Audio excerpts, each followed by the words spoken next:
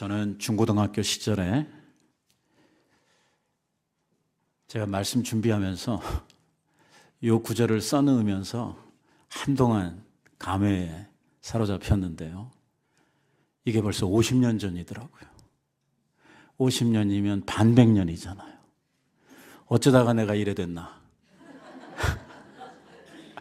하는 생각에 그 다음으로 넘어가는 게 아주 쉽지 않았습니다. 아무튼 제 중고등학교 시절에요, 문산이라고 하는 곳에 살았는데 철만은 달리고 싶다라고 하는 그 경의선 마지막 그 종착지가 있는 이러한 전방에 있는 도시죠. 어렸을 때 친구들하고 임진각에 자주 놀러 갔는데요. 시내에서 500원을 내고 자전거를 빌려 타고 북쪽으로 계속해서 통일로를 따라가게 되면 끝에 만나는 곳이 임진각입니다. 거기가 민간인들이 갈 수 있는 우리나라에서 최북단이죠. 그 판문 임진각, 그 판문점에서 이 멀리 바라보는 이러한 그 포대경을 통해서 이 북쪽을 바라보면 이 대성동 마을이라고 하는 마을이 눈앞에 들어옵니다.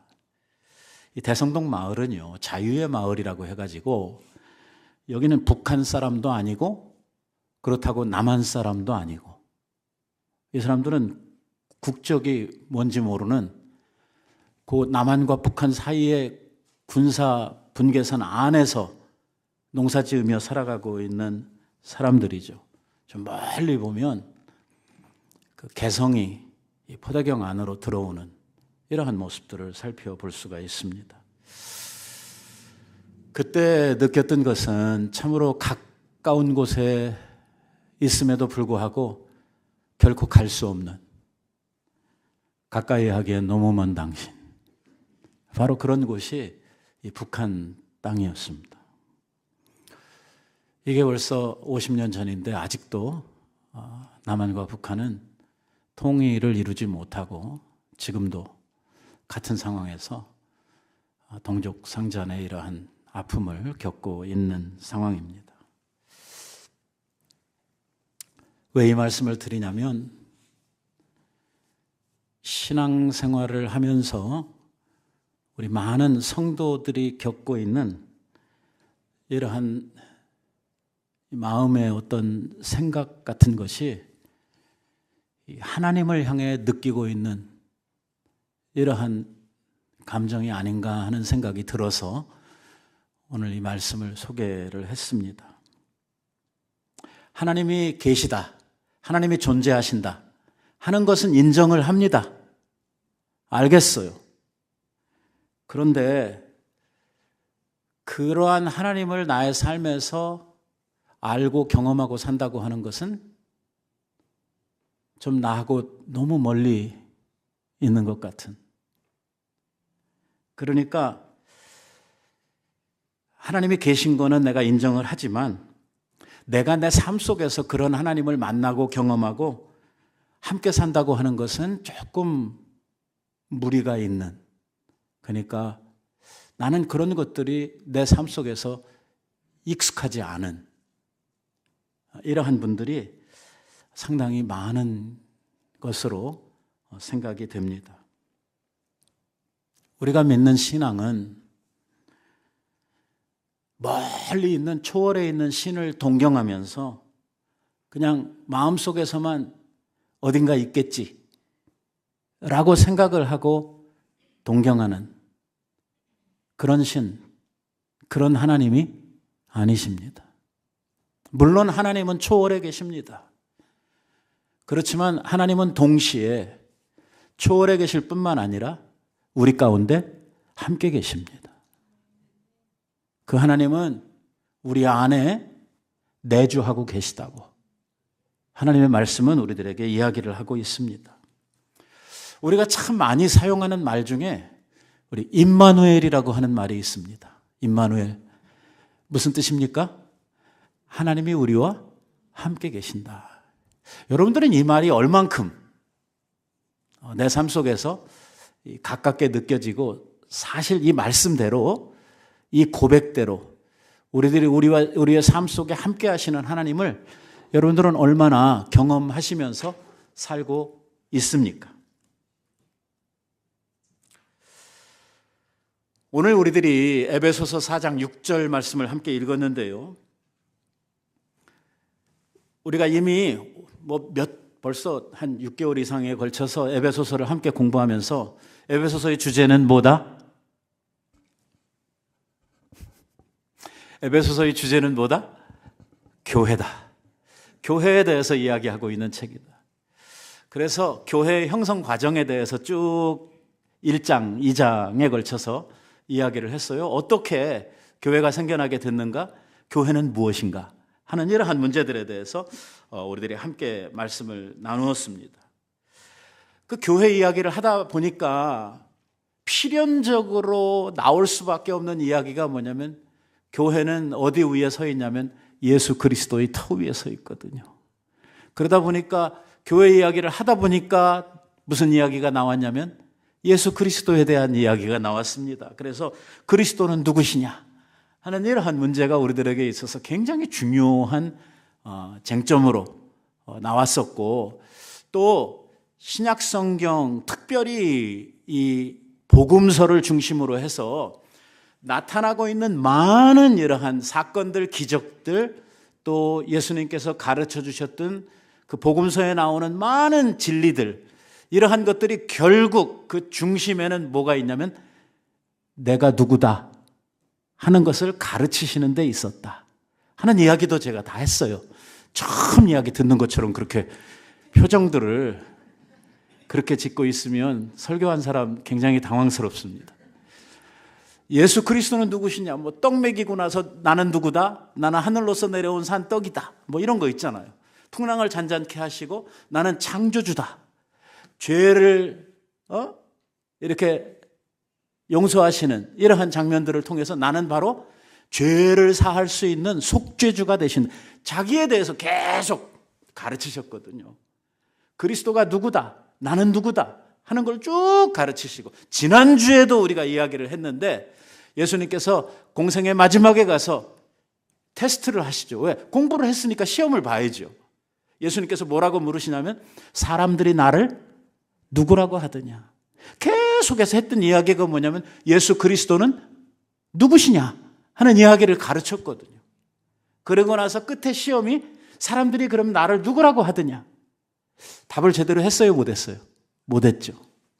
그래서 예수님께서 재차 물어요. 그러면 사람들은 나를 그렇게 이야기한다고 하면 너희들, 제자들, 내가 3년 동안이나 같이 먹고 마시고 자고 하면서 가르쳤던 너희들은 나를 누구라고 하느냐? 질문을 했더니 그때 베드로가 위대한 대답을 하잖아요. 깜짝깜짝 놀래켜요. 이 베드로가 보면. 이 생각하는 게 아주 독특한 사람이에요. 공부라고는 해본 적이 없는, 학교는 문턱에도 안 간 이런 사람인데도 그 대답하는 것들이나 행동하는 것들을 보면 상당한 그 기지가 있는, 그리고 상당히 머리가 있어요. 공부했으면 잘했을 것 같아요. 이런 대답들을 하는데 그 중에 하나가 바로 주는 그리스도시요 살아계신 하나님의 아들입니다 하는 대답을 한다고요. 예수님이 너무 좋아하셨어요. 예수님께서 너무 좋아하시면서 내가 바로 네 고백 위에 내 교회를 세우게, 그래서 교회가 생겨났잖아. 그러니까 우리가 에베소서에서 교회를 공부하면서 오늘 이 고백은 굉장히 중요한 고백이 되잖아요. 예수님께서 내가 누구냐 하는 걸 가르치시고 나는 누구다, 나는 누구다. 그리고 그 고백 위에 하나님의 교회를 세우셨다. 이렇게 이야기를 했거든요. 이제 사도 바울이 오늘 교회에 대해서 설명을 하면서 이 이야기를 쭉 이렇게 물 흐르듯 쭉 흘려서 끝에 가서 오늘 이야기의 어떤 결론 같은 것을 우리들에게 이야기를 하는데, 교회에 대해서 우리가 이야기를 하고 교회의 기초가 되시는 예수 그리스도에 대해서 이야기한 이 모든 이유가 뭐냐? 그것은 하나님께로 나아가기 위해서다 라고 결론을 짓는 거예요. 우리가 예배하기 위해서 교회에 나오고 우리가 신앙생활이라고 하는 것을 할 때에 여기에 가장 핵심적인 것은 뭐냐면 하나님께로 나아간다는 것이거든요. 옛날에 구약시대에는 이게 가능했어요? 안 가능했어요? 이게 우리 평신도들 그냥 하나님의 백성들에게 있어서 이 일이 쉬운 일도 아니고 가능한 일도 아니었어요. 하나님께로 나오는 이것 굉장히 제한적으로 많은 규칙들을 두시고 하나님께로 나오는 것을 허용을 했단 말이에요. 하나님을 직접적으로 대면하는 이 일을 위해서 1년에 딱 한 번, 맨날 갈 수 있는 게 아니고 1년에 딱 한 번 대속죄일이라고 부르는 그날에 아무나 가는 거 아니고 제사장들도 못 가고 대제사장 한 사람만 1년에 딱 한 번 하나님을 대면할 수 있었거든. 얼마나 어려웠어요. 하나님께로 나아간다고 하는 것이 얼마나 이게 두렵고 떨리고 영광스러운 이러한 일이었습니까? 그 많은 이스라엘 백성들 가운데서 한 사람이 그 광영을 입고 하나님 앞에 나아간다, 대표로. 굉장히 영광스러운 일이죠. 그럼에도 불구하고 대제사장이 하나님을 만나러 갈 그때에는 엄청난 두려움 속에 사로잡혔거든요. 왜? 거기 갔다가 나는 못 나올지도 모른다. 나는 하나님을 대면하고 그 자리에서 죽는 일도 발생할 수 있다라고 하는 이러한 엄청난 두려움을 가지고 지성소에 들어갔던 거죠. 그러니까 하나님을 만난다는 것, 하나님을 대면한다는, 결국 하나님은 누구냐면 우리의 신앙의 대상이시잖아요. 신앙의 대상이시잖아요. 우리가 믿고 우리가 의지하는 우리의 신앙의 대상이 하나님인데, 그러면 하나님과 친해져야 되고 하나님과 가까이 있어야 되고 하나님과 아주 친밀한 교제를 해야 되는데, 그러한 하나님 앞에 우리들이 자유롭게 나아가고 하나님을 만나고 하는 것이 옛날에는 불가능했다는 거거든. 그런데 이제 우리에게는, 이 신약 시대를 살고 있는 우리들에게는 이 하나님께로 나아가는 이 일이 가능해졌고 쉬워졌고, 우리가 이제 어떤 규칙이나 어떠한 날이 정해져 있는 것이 아니고 이제는 anytime, 내가 원할 때 자유롭게 하나님 앞에 나아갈 수 있는 길이 열렸다는 거거든요. 활짝. 그러니까 하나님을 사랑하는 자, 그 하나님을 마음에 사모하는 자들은 원할 때마다 사랑이신 내 사모하는 그 주님을 언제라도 가서 만날 수 있는 이러한 길이 열렸다고 하는 건요, 진짜 대단한 축복이에요. 오늘 바울이 이 많은 이야기들을 자세하게 설명을 하고 나서 이 모든 일들, 이 교회에 대해서, 예수 그리스도에 대해서 다 이야기를 세밀하게 한 다음에 하시는 이야기가, 이 모든 것들이 필요했던 것은 뭐냐면 하나님께로 나아가서 하나님을 배우기를 우리들이 원했기 때문이라고 이렇게 이야기를 하고 있는 것입니다. 우리가 요 전에 한 절 한 절 우리가 이야기했던 말씀들 가운데 보면 몸이 하나예요, 성령이 하나예요, 소망도 하나요, 주도 하나요, 믿음도 하나요, 세례도 하나라고 이렇게 이야기를 했잖아요. 우리 신앙의 중요한 요소들에 대해서 이 모든 것들이 복잡하고 뭐 이렇게 막 여러 어떤 그 대상들이나 아니면 여러 방법을 통해서 이루어지는 것이 아니다. 모든 것이 하나로 통일되어져 있다라고 하는 이야기를 하죠. 그러면서 그 중심에는 누가 계시다? 예수 그리스도가 계시다. 이렇게 믿음의 본질들에 대해서 쭉 이야기를 한 다음에 마지막으로 무슨 이야기를 하냐면 바로 6절에서 아까 우리가 읽었던 말씀을 하시는 거예요. 뭐라고 얘기하냐면 하나님도 한 분이시니, 우리가 믿고 있는 모든 믿음의 체계들, 우리의 믿음의 모든 그 내용들이 하나일 뿐만 아니라 우리가 믿고 있는 믿음의 대상인, 신앙의 대상인 하나님도 한 분이시다. 그 하나라고 하는 곳에 통일되어 계시다라고 이야기를 하고 있는 것입니다. 오늘 읽은 말씀에 보면은요, 만유 위에 계시고 만유를 통일하시고 만유 가운데 계시다. 아이고, 뭔 소린지. 하나님 한 분이라고 하는 이야기는 어느 정도 알겠는데, 사실은 이 말도 그렇게 쉬운 말은 아니에요. 왜냐하면 이렇게 이야기를 하면은요, 어떤 사람들은 그러면 예수님은 뭐고 성령님은 뭐냐? 예수님도 하나님이시라고 그러고 성령님도 하나님이시라고 그러면서 하나님이 하나라는 건 또 뭐냐? 이렇게 또 나오거든요. 그러니까 저 말도 쉬운 말은 아니에요. 설명을 하려고 그러면 상당히 골치 아픈 말이에요. 오죽하면 설명이 잘 안 되니까 그 위대한 신학자 가운데 요한 칼빈이라고 하는 선생님이 계시는데, 그 칼빈 선생님이 뭐라고 그랬냐면, 요거 못 믿는 사람들을 위해서 하나님이 지옥을 만들어 놓으셨다 라고 결론을 냈어요. 왜? 하도 이게 힘들고 이거를 체계적으로 이해하는 것이 너무 어려우니까 이건 그냥 설명을 통해서 우리가 납득할 수 있는 이런 진리가 아니고, 이거는 우리들이 믿음으로 받아야 되는 진리다. 요거 안 믿어지면 너는 지옥의 자식인 줄 알아라. 뭐 이렇게 설명을 해버렸다고. 그만큼 이 하나님도 한 분이시오 하는 이 말이 이게 막 쉽고 간단한 이야기는 아니에요. 저 속에 뭐가 있냐면 삼위일체의 개념이 숨어 있거든요. 삼위의 하나님이 계시지만, 다시 말하면 넘겨주세요. 성부, 아버지 하나님, 성자, 아들 하나님, 성령, 어머니 하나님. 이거 여러분 너무 인간적으로 이해를 하려고 하면 안 됩니다. 제가 요즘 이거 설명을 하기 위해서 여러분들의 이해를 돕고자 하는 말이에요.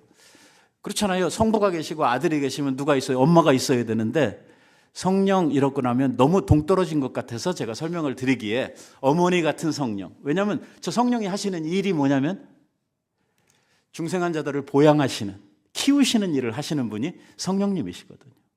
오늘도 우리 가운데 오셔서 내주하시고 우리들을 말씀으로 양육하시는 생명의 양식, 신령한 젖, 하나님의 말씀을 가지고 우리를 양육하시는 분이 누구예요? 성령님이시기 때문에, 그래서 제가 어머니라 이렇게 표현을 하는 것 뿐이에요. 또 이거 가지고 저한테 달려들으면 안 돼요. 성부, 성자 이렇게 했으니까 성모, 성모는 마리아 이렇게 가면 안 되는 거죠. 성령님 이렇게 이해를 하시면 우리가 삼위일체의 개념을 이해하기가 쉽겠다라는 것이죠. 그러니까 분명한 것은 뭐냐면 아버지와 아들은 다른 개체를 가지고 계시다. 에? 그만할까요? 아버지가 아들은 아니다. 아버지는 아버지대로 있고 아들은 아들대로 계시다. 그래서 지금도 하나님 보좌 우편에 좌정하고 계신 성자 예수님, 이해가 팍팍 되셔야 됩니다. 지금 이거보다 어떻게 더 쉽게 설명할 방법은 없습니다. 그러니까 개체가 다르단 말이에요. 아들과 아버지는 다른 분이에요. 개체를 달리하고 있어요. 많은 잘못 이해하고 있는 이 목사님들이 어떻게 가르치냐면, 같은 하나님인데 구약 시대에는 성부라고 나타나시고 신약 시대에는 성자라고 나타나시고, 예수님 부활하신 후에는 성령으로 계신다. 그러니까 성령으로 계시는 동안에는 누가 안 계셔요? 성부도 성자도 안 계신다. 이제 이런 식으로 이 삼위일체의 개념을 설명하는데 잘못됐습니다. 한 분이 아니에요. 세 분입니다. 그러면 조금 아까 하나님은 하나요 했던 것이 또 문제가 생기죠. 아버지라고 하는 하나님이 계시고 아들이라고 하는 하나님이 계십니다. 어머니 역할을 하시는 성령이라고 하는 이러한 하나님이 계셔요. 세 하나님은 따로따로 계시는 하나님이십니다. 성부는 하나님이시고, 저 그림 잘 보세요. 성부는 하나님이시고 성자도 하나님이시고 성령도 하나님이신데, 밖에 있는 원을 보시면 성부는 성자가 아닙니다. 예? 이게 하나가 아니란 말이에요. 성부가 계시고 성자가 계시고 성령이 또 따로 계시고, 이렇게 하지만 이 삼위의 하나님은 한 하나님이시다. 자, 여기가 이제 중요한 부분이에요. 여기가. 요거 안 믿어지면 어디라고요? 예, 그러니까 믿어보려고 노력 좀 해보세요. 자, 성부도 하나님이시고 성자도 하나님이시고 이렇게 되는데, 이거를 우리가 가지고 있는 물질적 개념, 이 세상에서 통용하고 있는 한 개, 두 개, 세 개, 이 숫자의 개념에서 이해하려고 하면 죽었다 깨도 이게 이해가 안 되는 말입니다. 왜? 분명히 하나님은 세 개의 개체를 따로 가지고 계신 분입니다. 그러니까 하나님이 세 분이셔야지 한 분이라고 하는 말은 말이 안 되는 이야기죠. 이 숫자의 개념으로 따지면 말입니다. 하지만 우리가 하나님을 하나라고 하는 것은요, 이런 이유에서 하나라고 부르는 것입니다. 오늘 우리가 아무리 일란성 쌍둥이라고 하더라도 우리 사람은 개체가 달라지면 영혼이 두 개로 나누어지고 인격이 두 개로 나누어집니다. 그죠? 근데 하나님은요, 세 개의 개체를 가지고 계시는데 이분의 인격이 하나로 통일되어져 있다는 것입니다. 이게 하나님만이 가능하신 일입니다. 그 안에 있는 지혜와 그분이 가지고 있는 능력과 그분이 가지고 있는 신성과 모든 것이 하나로 통일되어져 있다는 거예요. 그러니까 이거를 두 개라고 말할 수 없는 하나의 인격적 통일이 있다는 것입니다. 그러니까 이거를 두 개로 나눌 수가 없다는 거예요. 이해하셨습니까? 여기가 조금 어려운 데인데요. 요거 잘 이해를 하셔야, 저 위로 갑니다. 밑으로 안 가고요. 잘 이해를 해보세요. 개체는 세 개인데 이분들이 개체는 따로 가지고 계시지만 그분의 인격이 하나란 말이에요. 한 인격을 가지고 있다. 한 인격을 셋이 공유하고 있단 말이에요. 요즘에 우리가 공유라고 하는 말 많이 쓰죠. 똑같은 것을 다른 사람하고 함께 나누는, 같은 것을 나누는 것이죠. 이 하나님이 한 인격 안에 통일되어져 있는 공유된 인격을 가지고 계시다. 다르지 않다. 인격이 요만큼이라도 달라야 이것을 두 개로 나눌 수가 있는데 이 인격이 완벽한 하나로 존재하고 계신다는 거예요. 저는 여기까지입니다. 더 이상 어떻게 설명할 방법이 없습니다. 한 인격 안에 계시기 때문에 이게 두 분으로 부를 수가 없는 존재입니다. 하나님 한 분이시다, 이렇게 말하는 것입니다. 하지만 개체는 세 개입니다.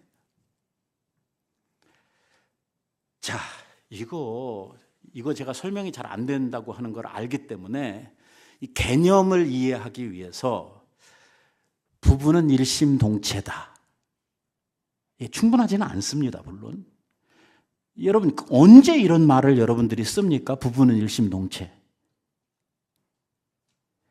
이 개념만 이해를 하기 위해서 이걸 한번 이해를 해보자고요.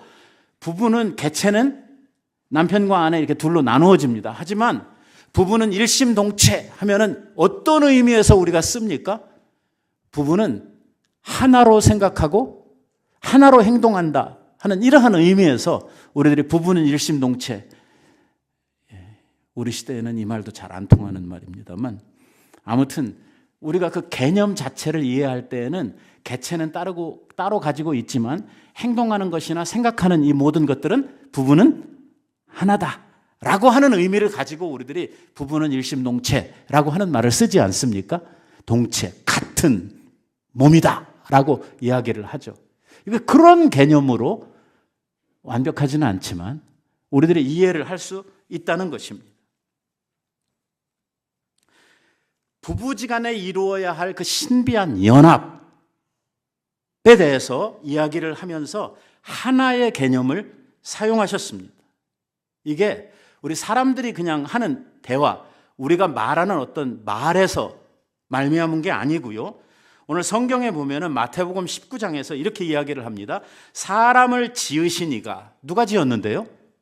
하나님이 지으셨죠.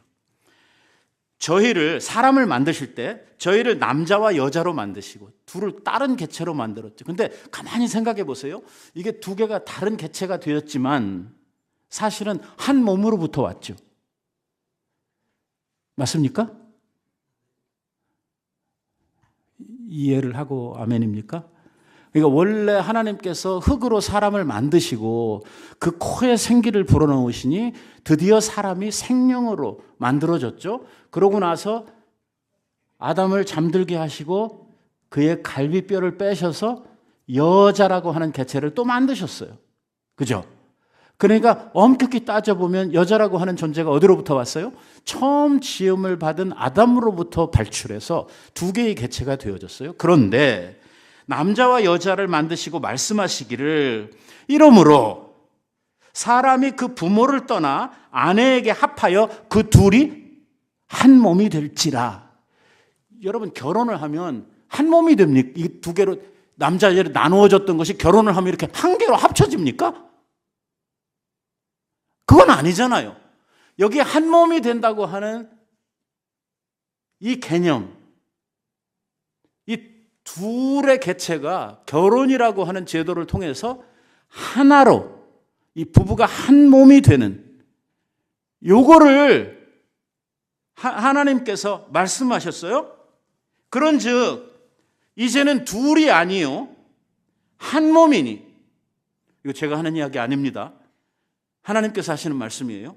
이제 둘이 아니요 한 몸이니 그러므로 하나님이 짝지어 주신 것을 결코 사람이 나눌 수 없느니라 라고 이야기해요. 이 부부의 연합에 대해서 이야기를 하시면서 이 부부가 됨으로 한 몸이 되는 개념을 설명을 하고 있어요. 온전한 연합에 대한 어떤 신비한 연합에 대한 이야기를 하시면서 이 말씀을 하신 것입니다. 하나님께서 하나님이 하나다라고 말씀하실 때에 바로 성부, 성자, 성령 하나님께서 하나로 그 신비한 연합 가운데에서 존재하고 계시다고 하는 것을 이야기를 합니다. 그래서 우리가 성경을 읽어보면 성부 하나님께서 창조 역사를 이루신 것으로 성경에 기록이 되어져 있고 우리에게 소개를 하고 있습니다만, 그럼 성자하고는 상관이 없는 이야기냐? 아니요. 성자 하나님도 창조주 하나님이시다라고 이야기를 하는 것입니다. 요한복음 같은 데 와서 보시면 세상이 만들어질 때에 그가 없이 된 일은 아무것도 없다라고 이야기를 합니다. 그분이 창조에 직접적으로 개입을 하셨고, 그리고 더 신비한 것은 성령이 그 가운데 운행하시고 함께 계셨다는 것입니다. 놀랍지 않습니까? 아무튼 하나님께서 이런 존재로 우리들 가운데 계시는데 그분이 누구냐? 그분이 뭐 하시는 분이냐? 오늘 6절에서 뭐라고 이야기를 했냐면 그분은 만유를 창조하시고 만유 위에 계시고 만유를 통일하시고 만유 가운데 계신 하나님이시다 라고 이야기를 하고 있는 것입니다. 그분은 세상을 창조하신 분이요. 쉽게 설명하면 그렇습니다. 그분은 세상을 만드신 분이요. 이 세상에 있는 모든 것은 다 그분의 소유이며 그분이 바로 이 모든 세상의 주인이시고 아버지시다. 그러면 이 세상을 만들어만 놓으시고 그냥 될 대로 되라? 아니면 어떤 자연 법칙 같은 것에다가 하나님께서 이것을 두시고 하나님은 상관 안 하시는 하나님이시냐? 아니라는 것입니다. 그분이 직접 그것을 운행하고 계시고 그분이 오늘 그 가운데에서 그 만유 가운데에서 역사하고 활동하시는, 함께 하시는 이러한 하나님이시다. 자, 저를 불쌍히 여기셔야 됩니다. 이 어려운 것을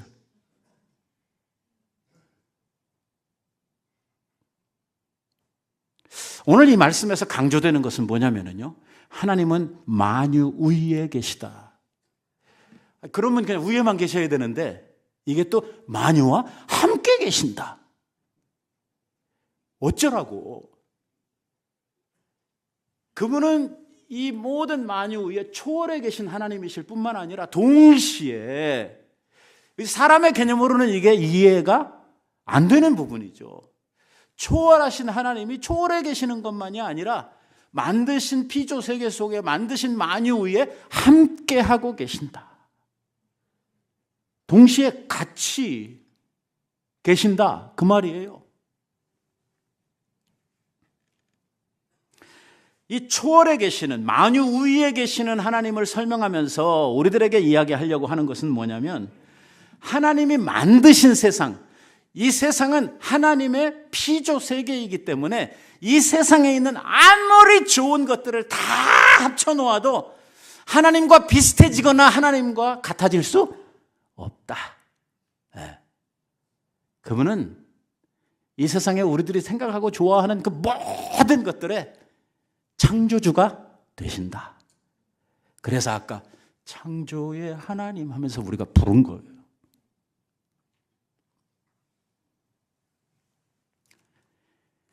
아무리 원숭이가 잘생기고 이쁘게 생겨도 원숭이는 원숭이지 사람이 될 수 없다. 그런 원리예요.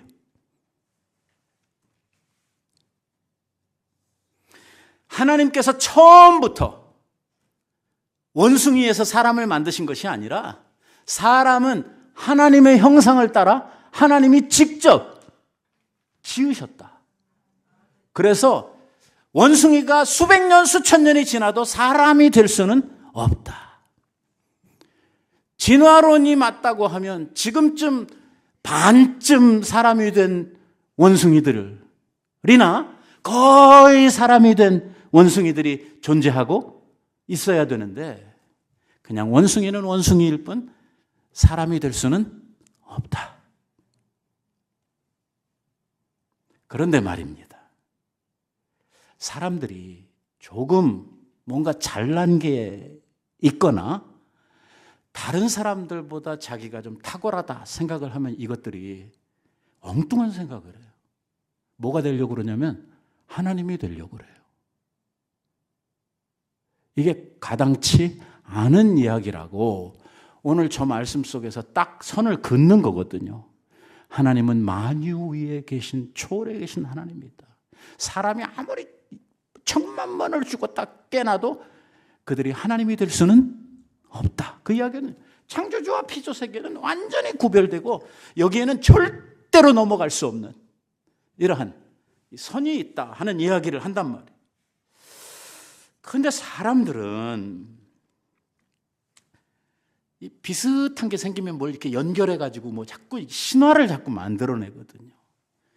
요즘 우리 시대에 와서 특히 많이 듣는 이야기가 뭐냐면 사람들을 자꾸 신이라고 말하는 것입니다. 그래서 뭐 보컬의 신, 뭐 TV 프로그램들 가운데 보면 신들의 전쟁. 뭐가 신이에요? 사람들을 자꾸만 신격화하는 이러한 일들이 이게 어느 시대나 있었단 말이에요. 자기가 조금만 잘났다 생각이 들면 하나님처럼 군림하려고 하고 하나님처럼 되려고 하는 것입니다. 사람들 위에 자기가 신이라고 이렇게 군림을 하려고 하는 거예요. 말도 안 되는 이러한 생각들을 하게 되는 것이죠. 구약에는 대표적으로 느부갓네살 왕이 그런 사람이었습니다. 여러분들 잘 아시죠? 제가 설명 안 해도 아시죠? 성경 많이 읽었을 테니까. 신약 성경에는 헤롯 왕이 그런 분류에 속하는 사람입니다. 사람들 위에 이상한 목소리를 내면서 자기가 신이라고 이렇게 하다가 그냥 바로 가버리죠.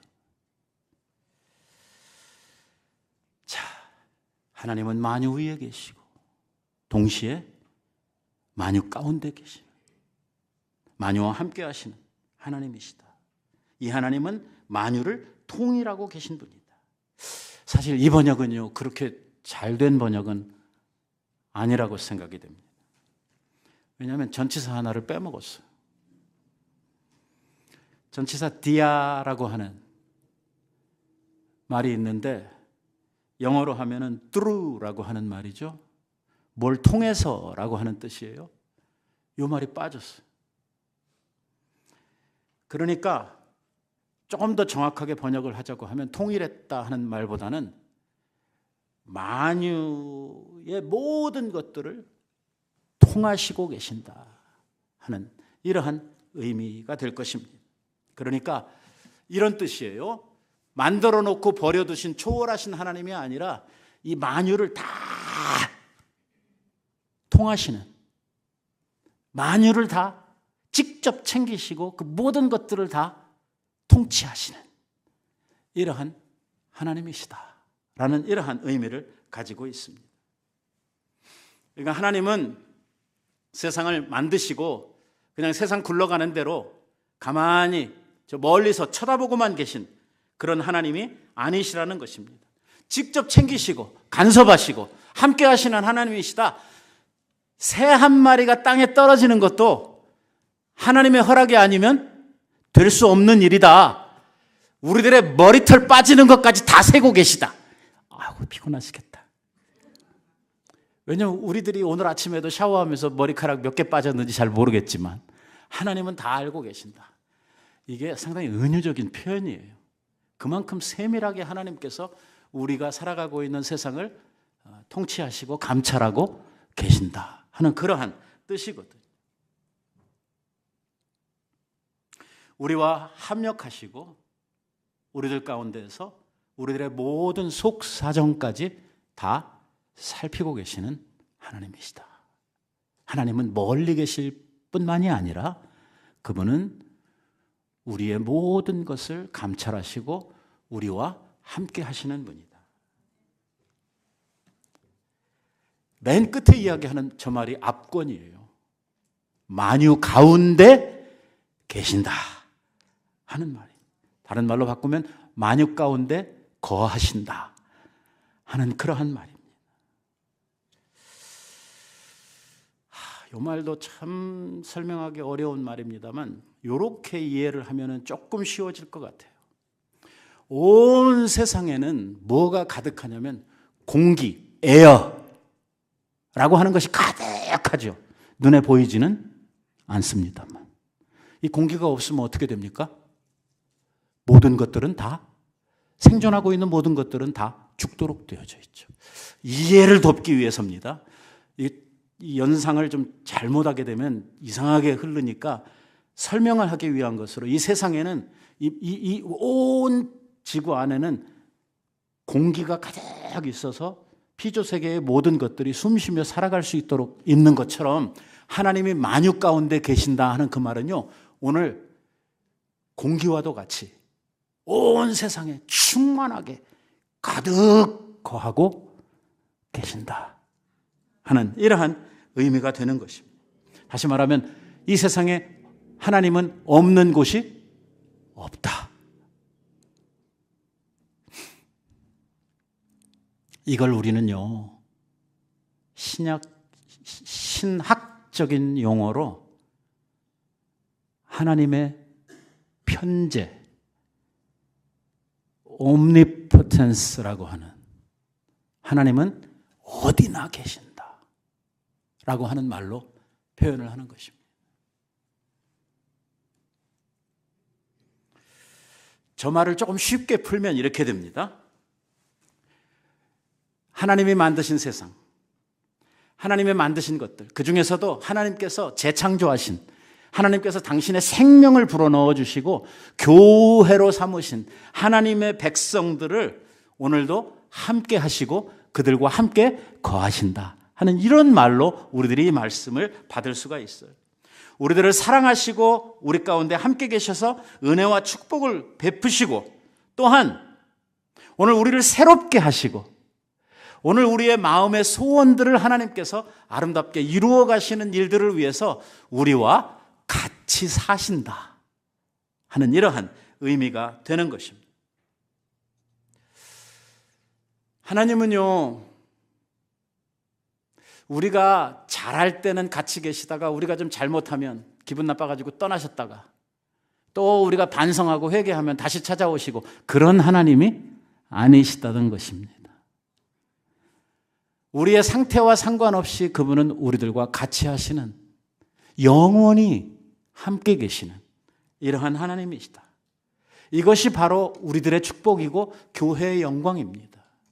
교회가 비록 불완전하고 교회가 부족하고 교회가 어떤 때는 죄 가운데 빠져서 상당히 문제가 많음에도 불구하고, 이러한 교회인데도 불구하고 하나님은 그 가운데 계신다라는 의미가 되는 것이죠. 그럼 어떻게 계시느냐? 눈에 뵈지도 않는데 어떻게 계시느냐 하는 말씀을 성경은 이렇게 이야기를 합니다.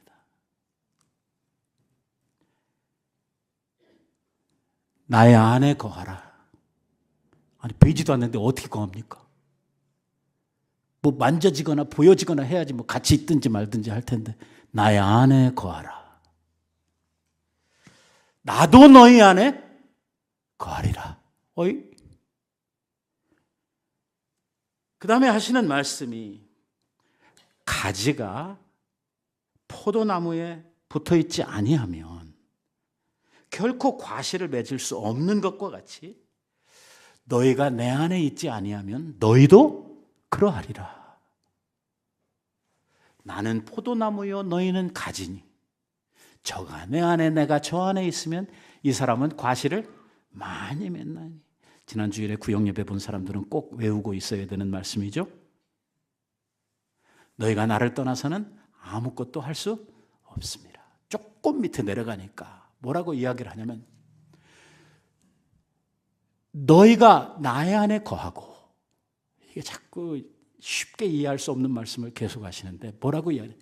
그 다음에요. 이 개념을 잘 이해할 수 있는 말씀이 바로 그 다음에 나와요.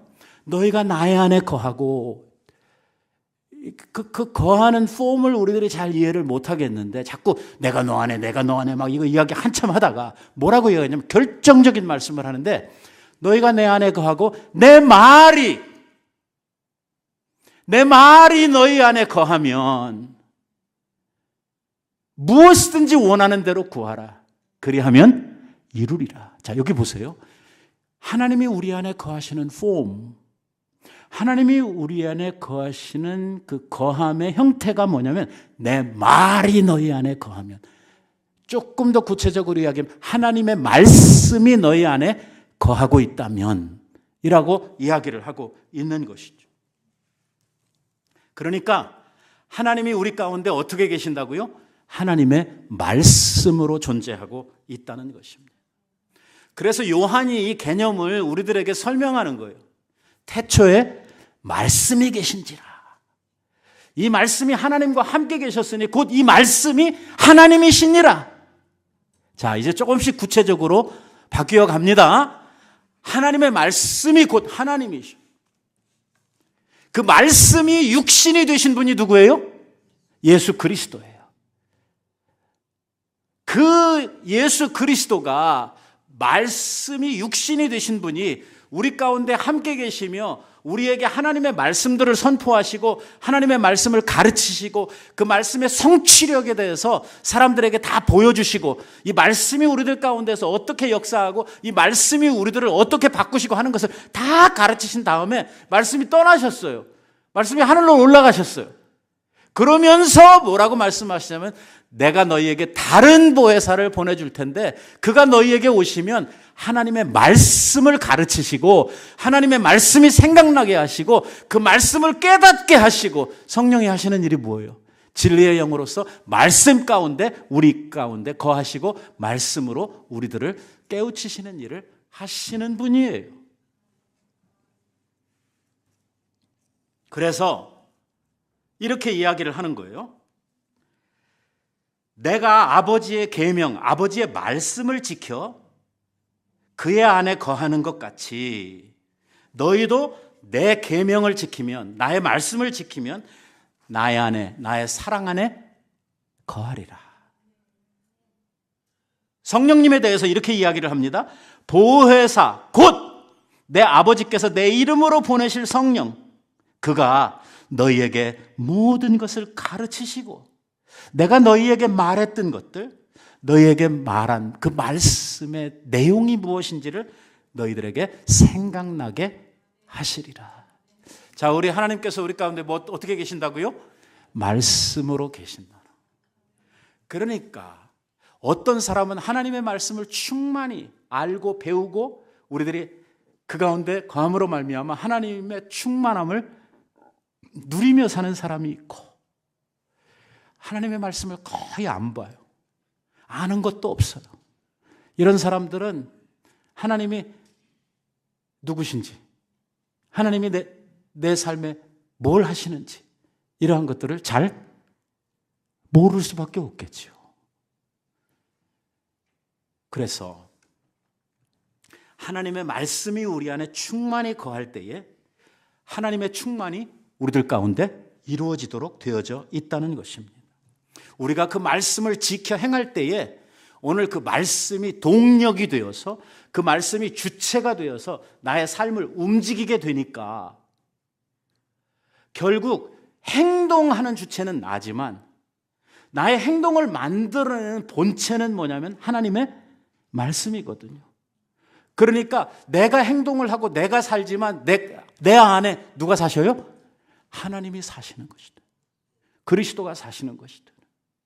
오늘 우리들의 삶에 말씀으로 순종되고 말씀으로 이루어지는 이러한 삶이 충만해지기를 원하는 것은 바로 우리의 삶을 통해서 누가 나타나냐면 하나님이 나타나게 되기 때문입니다.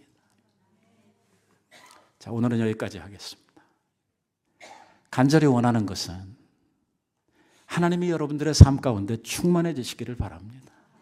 하나님과의 그 깊은 교제, 그 하나님이 여러분들을 운행하시고 하나님이 역사하셔서 여러분들의 삶 가운데에 하나님이 강력하게 나타나시는 이러한 삶을 살아가게 되시기를 우리 예수님의 이름으로 축원드립니다. 기도하십시다.